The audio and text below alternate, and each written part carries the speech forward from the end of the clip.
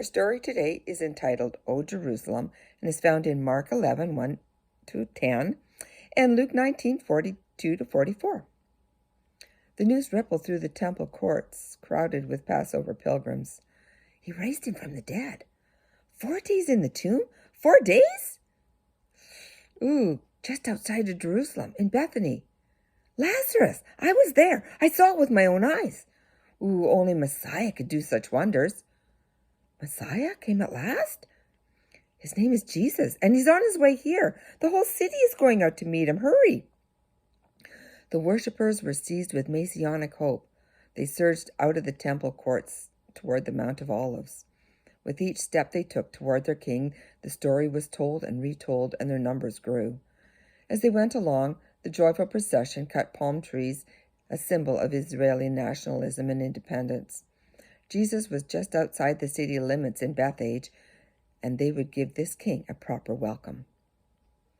Jesus had left the home of his dear friends, Lazarus, Mary, and Martha, for the last time and began the 20-minute uphill walk to Bethage, where 2 of his disciples awaited his arrival. He had sent them ahead to acquire his kingly mount for his entry into Jerusalem. The road between Bethany and Bethage was a wide mountain path strewn with rock and loose stones. It rose deeply, a rough ribbon bordering a fir-lined hillside on its right, with a sheer drop-off on its left. And when Jesus arrived in Bethage, the most strenuous part of his journey was already over. From there he would ride a donkey down the Mount of Olives into Jerusalem, not for convenience, but to fulfill a messianic prophecy made by Zechariah 20 centuries earlier. Rejoice greatly, daughter of Zion. Shout, daughter of Jerusalem.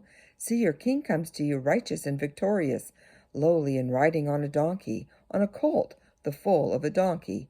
Zechariah 9:9. Long ago, during the years of Israel's United Kingdom, Solomon had ridden a mule into Gihon Spring to be anointed king. Jesus would enter Jerusalem on a donkey, and the people would not miss the significance of his choice. Even so, a donkey might not fit the image of the kind of king the Jewish people wanted. They longed for a conquering hero who would send Rome running and return Israel to her former glory. In their mind, a war horse would be more appropriate. But Jesus was a different King of Kings, and his kingdom alien to all they could imagine. This king would enter Jerusalem humbly as a gentle prince of peace.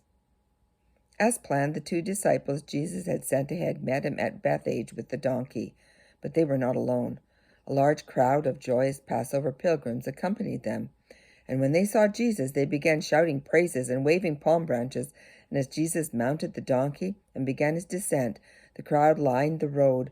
Many of them removed their cloaks and spread them on the ground in front of him, proclaiming him their Messiah. Hosanna! Blessed is he who comes in the name of the Lord. Blessed is the coming kingdom of our father David. Hosanna in the highest heaven. The shouts of the crowd continued as Jesus made his way over the mountain ridge. And a moment later, Jerusalem first came into view. The wealth of the city was displayed upon her terraces, rising ever upward in magnificence. The beautiful Maccabean palace was flanked by the elaborate homes of the high priests, but none compared to Herod the Great's palace, mounted on the summit and awash in marble, lush gardens, and refreshing pools. The home boasted vast halls, Roman baths, and elegantly decorated bedchambers where the Roman procurator Pontius Pilate rested whenever he was in Jerusalem. The road before Jesus descended slightly, and moments later it rose again steeply once more before reaching a level stretch of rock, and instantly the entire city came into view. Jerusalem glittered like jewels in the afternoon sun. The temple shone in golden marble in the center of an expansive 35-acre man-made platform, edged by glorious palaces and luxurious estates that gently gave way to the suburbs of the city slopes. Lush gardens and fragrant fruits orchards scattered like emeralds in her midst embellished her borders. Countless olive trees, ancient, gnarled, and majestic, graced her hills. The vast white wave crested the hills to the left of Jerusalem as shepherds led temple sheep toward the city gates. Thousands of them would be offered in sacrifice during the coming week's Passover celebration. Oh, beautiful Jerusalem, city of David, crown of Israel. Jesus gazed upon her walls and pools, her prosperity and peace, and in an instant the scene before him changed. Through his divine foresight, God allowed another image to enter the present. Looking at Jerusalem's future, Jesus saw Roman troops thirsty for blood and temple gold, encircling her in a lethal snare. He listened to every tree groan and fall as the Roman army moved toward Jerusalem's gates. Like a great cloud of locusts, that army consumed all living things in order to construct the embankments that would surround the city. Jesus listened to the terrifying roar of the siege engines as the Roman soldiers hurled 75-pound stones over the city walls. There was deafening crashes and screams of agony and terror as the missiles found their mark.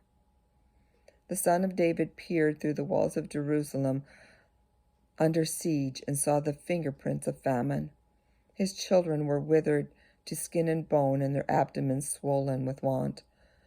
He saw them lift leather belts and sandals to their lips and even strip the trim from their shields to consume it in their desperate hunger. Jesus watched famine stalk his children until their fallen bodies piled in the streets. Survivors were so desperate that they began to risk slipping through the walls to forage for wild plants and herbs. More often than not, the Romans captured them, and after torturing these desperate Jews, the Romans crucified them in front of the city walls, as many as 500 each day.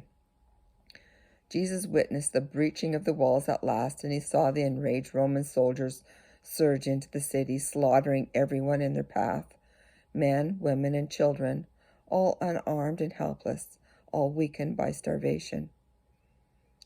Then a Roman soldier grasped a torch and stood on the shoulder of the comrade to toss the flaming brand into the low golden window of the temple sanctuary. The people cried out in dismay and threw themselves upon the temple steps in an attempt to save it. Their devotion only seemed to enrage their oppressors even more, and the Romans slaughtered them and piled their bodies higher and higher around the altar.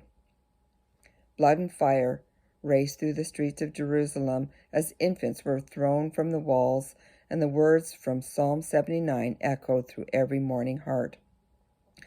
O God, the nations have invaded your inheritance. They have defiled your holy temple. They have reduced Jerusalem to rubble. They have poured out blood like water all around Jerusalem, and there is no one to bury the dead. Psalm 79, verses 1 and 3. Jesus, surrounded by joyous pilgrims proclaiming him king, looked into the future and saw the destruction to come. Overcome with sorrow, he lifted his face to heaven and wailed, "O Jerusalem, if you, even you, had only known on this day what would bring you peace. But now it is hidden from your eyes. The days will come upon you when your enemies will build an embankment against you and encircle you and hem you on every side. They will dash you to the ground, you and your children within your walls, and they will not leave one stone and another, because you did not recognize the time of God's coming to you." Luke 19:42 and 44. As the donkey advanced, the pilgrims continued to shout their praise, welcoming their king. As he entered his holy city, not on a war horse, but on a donkey, they had visions of a kingdom they dreamed of for him, for themselves. Their demand for a kingdom of their own design would blind them of the truth that Jesus would redeem them from their kingdom of sin and death by abandoning himself to the brutality of sinful man. He would conquer through his death, and as they exalted, the king's face alone was wet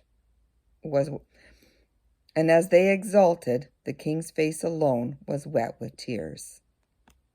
My King, how wondrous is your heart, forever longing for me in spite of my rebellion and my relentless forgetfulness of you. Remind me today to relinquish my demands for an earthly kingdom built according to my own desires and to choose you above all. Give me greater love for you alone are worthy. Thank you for listening. Have a wonderful day.